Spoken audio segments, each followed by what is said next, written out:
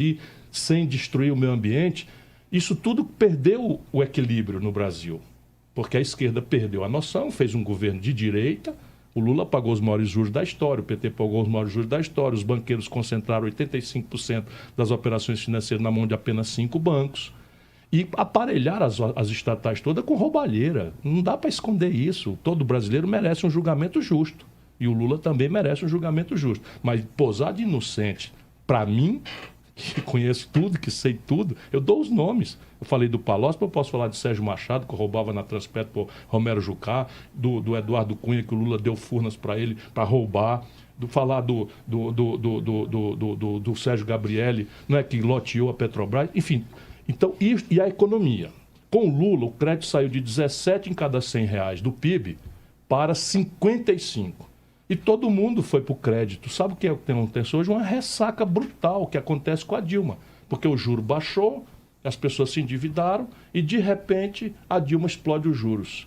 E o camarada que devia R$ 2.400 passa a dever 10 mil e não pode mais pagar. 63 milhões e 500 mil brasileiros entraram no SPC. Então é ódio. Você tem um problema econômico grave. O desemprego, quando a Dilma tomou posse, era 4 em cada 100 brasileiros. Com a Dilma virou 12,5. Mas, por multiplicou exemplo, por 3 o desemprego. Por exemplo, na eleição, quando você tinha 2 projetos, você tinha o Bolsonaro e o Haddad, e você decidiu, falou, não Os vou para nenhum. Os dois não representavam nenhum projeto. Isso. Essa é a tragédia e aí você brasileira. decidiu ficar neutro. Você não, já estava pensando na eleição seguinte? Não, eu ou não você quis não fazer... queria realmente falar, eu defendo Veja, eu ajudei esse projeto? Ajudei o Lula, e não é de agora, por isso que a população tem toda a razão. Eu ajudei o Lula, em 1989, o Lula era uma promessa mirabolante, eu já era jovem prefeito de Fortaleza, que as pessoas não sabem, mas é a 5ª maior cidade do Brasil. Eu já era prefeito, ajudei o Lula. Em 94, o Lula saiu contra o Plano Real, e eu ajudei o Fernando Henrique, porque o Plano Real eu ajudei a fazer, eu fui ministro da Fazenda do Itamar Franco, até a minha assinatura no Real, e o PT ficou contra o Plano Real. E eu não podia ficar contra uma loucura dessa que eu ajudei a fazer. Então foi a única eleição. Em 98 eu fui candidato a presidente contra o Lula, porque a minha percepção era o Lula só sabe falar mal das coisas e não apresenta uma ideia, só vive denunciando a imoralidade dos outros e acha que isso é o que vai resolver o problema. Chega em 2002, eu fui candidato de novo. Por favor, é a minha história. Eu fui candidato de novo. Por quê? Porque eu não sou lulista, eu não sou do PT. Mas chega o segundo turno, obriga a gente a escolher, né, entre os que sobraram. E eu achei que era a minha obrigação dar uma oportunidade a um operário, enfim, que tinha um discurso comprometido com os pobres, que é o que me move na vida pública. Votei no Lula, aceitei ser ministro dele. Quando eu vi a merda acontecer, desculpa a expressão, eu me afastei. Mas aí ficou estigmatizado, né, como uma pessoa que ajudou, e ajudei mesmo. Então, nós tivemos, em 2014, né, que começou a Operação Lava Jato, foram as eleições, Dilma reeleita, com um discurso completamente diferente daquele que ela chegou. E, assim, eu não me lembro de ter te visto apoiando a Lava Jato, e de ter apontado o governo como um governo que tinha dado um passa-moleque no povo que elegeu. Por quê? Quando a gente não vê as coisas, tem duas opções. Uma é porque a coisa não aconteceu, que eu acho que está na base da sua pergunta. Outra é porque você, de alguma forma, do ponto de vista onde estava, não pôde ver. Eu sou processado, eu fui processado pelo Eduardo Cunha porque chamei de ladrão. Sim. Eu fui processado pelo Michel Temer porque chamei de ladrão. Não depois que todo mundo viu, eu chamei antes. Né? Você tem 60 processos, é isso? Eu tenho 77 processos, nenhum por corrupção. Só dano moral de corruptos que eu denunciei lá atrás. Portanto, eu fiz isso, eu denunciei o Michel Temer em 2010, quando a Dilma escolheu ele para vice. E agora o problema, de novo, do Brasil, por isso que eu resolvi ser candidato, é que você vale pelo que você prefere, mas também pelo que você nega. Queria o quê? Que eu, conhecendo como eu conheço o Aécio Neves, eu votasse no Aécio Neves? Percebe? As pessoas esquecem, passam muito ligeiro e tal. Eu engoli, botei o dedo no nariz e engoli. Mas falei com muita clareza as minhas restrições, não aceitei mais ser ministro. Deixa eu lembrar aqui um episódio que os brasileiros assistiram. Como eu não aceitei mais ser ministro, a Dilma chamou um irmão meu, que hoje é senador, para ser ministro da Educação, porque o Ceará tem a melhor educação pública do Brasil, liderado por ele, o Cid Gomes. O Cid foi defender a Dilma num debate na universidade e atacou os fisiológicos e corruptos do Congresso Nacional. Sim. Aí quiseram humilhá-lo, levaram, convocaram ele para a Câmara, ele meteu o dedo no nariz do Eduardo Cunha, chamou ele de achacador, foi lá e pediu demissão, e a Dilma ficou com o Eduardo Cunha. Portanto, nós temos uma certa história de luta, né, de coerência, em que a tragédia de votar do lado deles é porque o outro lado é pior. Agora, Ou alguém em ainda relação- acha que o Aécio seria uma boa opção para o país? Em relação à Lava Jato, Ciro. 1000 como é que declarações você se favoráveis. posicionou? 1000 declarações favoráveis, e ainda hoje eu falo que a Lava Jato pode ser, isso é a minha declaração histórica, a Lava Jato pode ser uma página histórica virada na crônica de impunidade, que é o prêmio dos ladrões de colarinho branco, dos importantes, dos barões no Brasil. Porém, todas as vezes que você transformar a justiça em negócio de xerife, todas as vezes que você olhar um juiz de gravatinha borboleta, falando pelos cotovelos, se exibindo nos salões, aquilo não é mais um juiz, aquilo é um político. E quando ele faz isso, o que ele está produzindo? Nulidade. Eu sou professor de Direito. Então, todas as minhas declarações... Por quê? Porque se eu fui processado pelo Michel Temer, como é que eu não acho bom que o Michel Temer seja finalmente punido? Um velho corrupto brasileiro. Se eu fui processado pelo Eduardo Cunha, como é que eu vou achar ruim uma operação que prendeu o mas Eduardo você Cunha? acha, então, que houve excesso da Lava Houve Jato? excesso não, houve nulidade. Nulidade. No caso do Lula, você... Mas a nulidade é flagrante. Então, o que você está fazendo? Sabe por quê? Eu não sou profeta. Não sou profeta, eu conheço o Brasil. No passado já houve um juiz valentão, já houve um procurador valentão. Lembra da Operação Satyagraha? Sim, que foi Pois cancelado. bem, foi tudo anulado e o Daniel Dantas anda com um certificado de bom moço, porque fizeram tudo errado. E agora fizeram tudo errado com o Lula. Eu vou dizer... Você acha que ele tem que ser solto? Não acho isso não. Não acho isso não. Mas o você que acha eu a digo é... sentença que ela é nula, na verdade, então não pode isso ficar é preso. a lei, não sou eu que acho. Então, Vamos ajudar o mas- nosso povo a entender as coisas. Por favor, comigo, numa entrevista, ninguém vai passar rápido por as coisas, porque isso é a defesa de vocês. Bolsonaro está ligando para dono de televisão para demitir jornalista, porque não concorda com a opinião. É, mas o Lula também fez isso, a gente está Tá tudo acostumado. certo. A gente tá Eu estou acostumado propondo que os dois vão brigar lá fora. Colocar nossa Eu cabeça estou presa. propondo que os dois vão brigar lá fora. Eu fui governador, fui ministro, fui prefeito, nunca fiz isso. Nunca processei um jornalista, nada, zero. Portanto, eu tenho uma certa Você autoridade já resolve moral. junto? Eu resolvo reclamando, Porque foi no dia, denunciando. na tua campanha, você já respondeu na hora. Respondo duramente, mas fico dentro da luta da Mas política. vamos lá para o Sérgio Moro e Não vou Lula. juntar. Então, É. repare, o Código de Processo Penal diz que o juiz não pode confraternizar com a parte. Se confraternizar, o Código Penal, a lei brasileira, diz que ele vira suspeito. Se ele é suspeito, ele tem que se afastar do julgamento que está com ele. Se ele não se afastar, qualquer instância pode declarar essa suspeição e declarar a suspeição, todos os atos que ele presidiu estão nulos. Isso é o que diz a lei brasileira. Então, o que vai acontecer agora? Os advogados do Lula vão pegar essa montanha de evidências que a Intercept demonstrou, vão levar para o tribunal vai alegar, vai abrir, o Ministério Público vai alegar falsidade, vão convocar uma perícia, por isso que eu não defendo soltura de ninguém. A lei é para todos. E eu sou a favor de que a punição para o homem público seja o dobro do que é para os homens comuns. Por quê? Porque eu nunca respondi por mal feito na vida. Mas Ciro, é isso deixa eu te que a falar, gente quando não você tá fala- vendo, né? Agora com esses passos atrás Troca aí. A impressão os que eu Congresso óculos. Nacional, Então, mas né? você não acha, Troca os acha que está troca os tendo... óculos. Então, Quando a mas- gente é apressado demais e um juiz vira justiceiro, Aham. ele faz um bem pro fígado da gente. Mas o que ele está fazendo? Ele está garantindo a impunidade. Então, mas Será agora- que não mas percebe você não não as acha pessoas? O Moro sempre garantiu a impunidade do Lula. Parecendo Tá na que era cadeia, severo, Ciro. trocou os pés pelas mãos, virou o pode chefe colocar da tudo a perder. operação, já botou tudo a perder. É uma questão de tempo. Agora, você não O acha que vale é que tem outros processos que não é o Moro o juiz. Por exemplo, a segunda condenação não é o Moro o Não. juiz. E ela já subiu para o Tribunal Regional Federal. Mas esse do triplex, se eu conheço a vida no Brasil, vai ser declarado nulo mais cedo ou mais tarde. Agora, você... Nulo você... não quer dizer que o Lula é anunciado inocente, Deixa não. eu te- Nulo quer dizer, volta tudo a estaca zero. Começa a dar Não denúncia... significa que não roubou, né? Não significa absolutamente. Você Significa... acha que ele roubou? Rapaz, um presidente da República do Brasil que tem informação privilegiada, o sintoma de ser ladrão não é um triplex fuleiragem numa praia cafona de Guarujá. O O que eu Então, acho que você ele acha fez que foi não? facilitar. Ele é responsável pela corrupção Pela geral omissão. do seu Só governo. Porque você, Só o senhor pro- mesmo só pro colocou... partido? Não, mas mais que isso, Não, eu Zezé. estou só dizendo que ele é projeto de poder. responsável pela corrupção que se generalizou Porque no o governo senhor mesmo, dele. na tua fala anterior, disse que ele indicou alguns Sabendo. ministros, sabendo que iria roubar. Então, ele não foi Entretanto, o omisso. processo que foi feito com ele é que ele levou uma vantagem indevida em troca dessa corrupção. Só quem não conhece o Brasil acha que um triplex fuleiragem numa praia cafona da Bela Guarujá é o sintoma de um presidente corrupto do Brasil. Deixa eu te perguntar uma Se o coisa. camarada der um telefonema que alguém já deu nesses últimos 10 dias, dizendo que o Banco Central vai entrar no mercado de câmbio, torrando reserva cambial, para entregar ao mercado dólar barato, na hora que o dólar está subindo, essa informação vale 100 milhões de dólares. Então, e por que ele deixaria essas pessoas Porque o poder roubarem? subiu Porque a cabeça. Ele se considerou não mais... Ele disse Mas eu agora, acho que é eu mais que sou isso. o Pelé.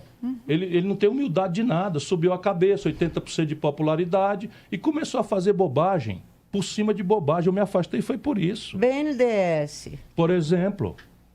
Por Bom, exemplo, só vou interromper olha, aqui não um- escapou uma estatal, Zezé. Aí fica reclamando da privatização. Quem predispôs a sociedade brasileira a não reagir às loucuras foi a corrupção no Correio, corrupção na Caixa Econômica. Sabe quem foi diretor da Caixa Econômica? O Gedel Vieira Lima. Pois é. Daqueles Sabemos. 51 milhões de Milhões, reais sabemos. nas malas de coisa. Então, Sabemos. veja, não me confunda. Agora, qualquer brasileiro, especialmente os mais pobres, a minha profissão e minha vocação, tem direito a um julgamento justo, presidido por um juiz imparcial. E o Lula vai começar a ganhar razão porque o julgamento dele foi, como está tudo evidenciado, presidido por um ambicioso. Em nenhum país do mundo sério, eu sei que o Moro ainda é muito herói para muita gente, que o nosso povo está cansado da impunidade, mas o papel de um homem público sério não é bajular a audiência que está me ouvindo, é ajudar o povo a entender as coisas. Pois bem, em nenhum país do mundo sério, um juiz condena um político, não interessa se ele é inocente ou culpado, e aceita ser ministro do outro político que ganhou a Seria eleição porque aquele não adversário. ganhou, não participou. Isso é uma imoralidade insanável. Agora, mais grave, está escrito no Código Penal. Não, pode defender à vontade, mas isso aqui não tem precedente internacional. Vejo assim, mas... Não, como é que você não vê? Qual é o lugar do mundo que um juiz julga um político e aceita ser ministro do outro, Eu Zezé? não sei tantos lugares do mundo Não tem assim, nenhum. então eu não poderia te Não dizer. tem nenhum, mas eu posso Mas, dizer, eu sou profissional do direito. Mas eu acho que Sou eu não da vejo universidade. uma coisa... A gente tem que ir pro Não, então eu vou fazer outra. Não, a gente tem que ir pro Eu vou intervalo. fazer outra. Eu vou fazer não outra. me- Está escrito no Código Penal brasileiro que receber vantagem ou promessa de vantagem indevida é crime de corrupção passiva, utilizando o cargo. Pois bem, se o Sérgio Moro tivesse recebido a promessa de um saco de dinheiro, provavelmente você estaria, como é séria que é, que eu sei que é, denunciando. Ele não recebeu um saco de dinheiro, mas recebeu a promessa, antes da eleição, está aprovado, recebeu a promessa de ser nomeado ministro do Supremo Tribunal Agora, Federal. gente- Isso é promessa de vantagem, o nome disso é corrupção. Estamos recebendo aqui hoje o Ciro Gomes, o papo tá bom demais, mas eu queria mostrar aí porque ontem o Ciro Gomes respondeu o Carlos Bolsonaro sobre aquele Twitter que ele fez uma agressão à democracia e o Carlos Bolsonaro respondeu de novo nas redes sociais. Vamos dar uma olhada aí no Twitter do Carlos Bolsonaro, fez até uma crítica aos jornalistas, chamando de canalhas que interpretaram erroneamente o que falei por vias... o que falei. Por vias democráticas, as coisas não mudam rapidamente. É um fato. Uma justificativa aos que cobram mudanças urgentes. O que os jornalistas espalham. Carlos Bolsonaro defende ditadura. Canalhas. Eu usei esse trecho aqui porque elas querem fazer uma pergunta sobre as suas declarações, o seu tom. Até ontem o senhor chamou os filhos do Bolsonaro de filhote de Hitler, né? Não, projeto de Hitler tropical. Pois é. Zezé. Então, um ponto sempre colocado quando você fala é que você é tão verborrágico quanto o Bolsonaro, que vem sendo muito criticado aí pela forma que ele se dirige às pessoas, pela forma como ele se coloca quando ele não gosta de alguma coisa. Você se vê parecido com o Bolsonaro nesse sentido? Não, eu me vejo insultado. Francamente, eu me vejo insultado porque há uma diferença substantiva entre o que eu falo, ainda que seja verborrágico, porque no Brasil é assim. Você chega na véspera da eleição e diz, eu sou contra a CPMF. Eu fiz o quê? O Brasil está numa crise fiscal tão grande que nós precisamos criar um tributo sobre lucros e dividendos, nós precisamos criar um desconto nos 386 bilhões de renúncia fiscal. E as dívidas temos que as dívidas ajudar tem que ajudar o pessoal a sair do SPC. Então isso tudo é verborrágico. Agora, francamente, comparar o que eu falo com o que o Bolsonaro fala... Não, em termos de Você não criaria de agressividade. Veja, a agressividade. Eu não sei você que está quer. parecendo que está ficando desanimada com o Brasil. Mas eu sou indignado. Eu sou indignada Não, também. eu não vou desanimar, eu vou escalar para cima deles com toda a dureza que eu puder. E a consequência eleitoral disso, o acaso vai me proteger enquanto eu andar distraído. Até poesia eu faço, citando naturalmente os poetas que são os autores. Deixa eu te falar, você Agora, já foi esses ministro, caras você já foi... estão assaltando o Brasil. Como é que Então. a gente chama essa gente? Pois é. Chama de cavalheiros? Então, Michel, temos um bandido que rouba o país há 40 anos aqui no Porto de Santos.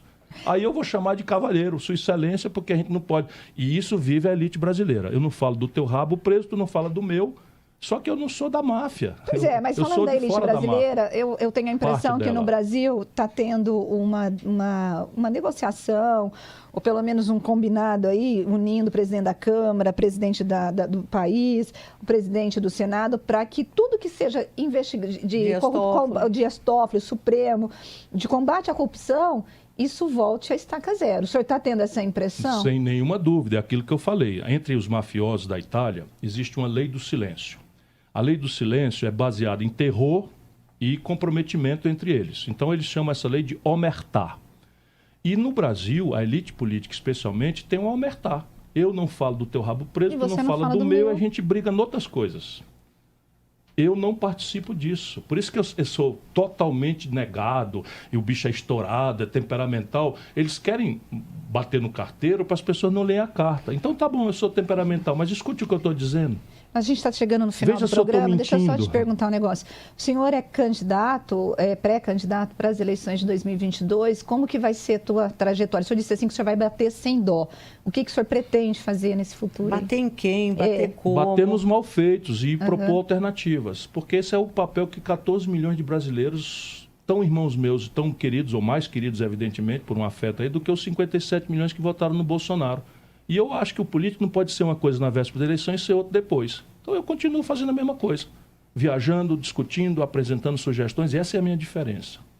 Eu tenho um diagnóstico baseado em muita experiência de quem administrou a economia do Brasil. CPMF volta a nem pensar para ti. Nesta CPMF, evidentemente que não. Eu tinha proposto discutir na campanha, o Bolsonaro sentou o pé em mim, que a gente poderia discutir um imposto parecido com a CPMF, com algumas diferenças. Uma faixa de isenção até R$5 mil, que tirava 90% do contribuinte brasileiro, e aqueles 20% ou 15% que sobrasse, iriam pagar uma alíquota pequena de 0,38 num ato só, vinculando o produto dessa arrecadação à saúde brasileira. Esculhambaram tanto que eu disse, tá bom, eu retiro essa proposta. Agora veja que legal, ele ganha a eleição mentindo e vai propor a CPMF. E eu perco a eleição e vou apoiar uma mentira do Bolsonaro, nem a pau Juvenal. Bom, gente, nosso tempo está se esgotando aqui, estou no último minuto de programa, passou muito rápido, mas lembrando que tem Bastidores do Poder na Rádio Bandeirantes, então às 4h tem a reprise e com conteúdo inédito também na Rádio Bandeirantes. Agora eu me despeço de vocês, meninas. Obrigado, Ciro, pela presença. Espero aí... Obrigado, Zezé. Volte a acreditar no Brasil, isso tem jeito. Bom, tchau, gente. Tchau, tchau. Lembra aí de seguir a gente no Facebook, Band Mais, no Instagram também e pelo WhatsApp, o 991969255. Bastidores do Poder vai ficando por aqui. Recebe aqui nos estúdios o ex-ministro e também ex-candidato à presidência pelo PDT, Ciro Gomes. Ministro Ciro Gomes, gostaria de agradecer a sua disponibilidade de vir aqui à Rádio Super conversar com a gente. Bom dia, prazer recebê-lo. Bom dia, Rodrigo. Bom dia, Thalita. Bom e a dia. toda a gente querida das Minas Gerais que está nos ouvindo através da Rádio Super. Eu que agradeço a oportunidade de falar boa gente mineira. Para a gente começar esse bate-papo, ministro, nós temos visto o senhor viajando pelo Brasil, essa visita a Minas, entre outras que já andou fazendo, é mais um exemplo. E aí eu pergunto, 2022 já começou para o senhor? Não parou nunca, porque eu acredito que um dos defeitos mais graves da política brasileira é que a maioria dos políticos só lembram do povo na véspera da eleição. E eu acredito que o voto numa democracia tem sempre uma finalidade. Quando você tem a honra, como o Bolsonaro teve, de ter 57 milhões de votos, e o privilégio de governar em nome dessa imensa multidão de irmãos e irmãs nossos, não é, com quem a gente discorda, mas tem que respeitar, a tarefa dele é governar.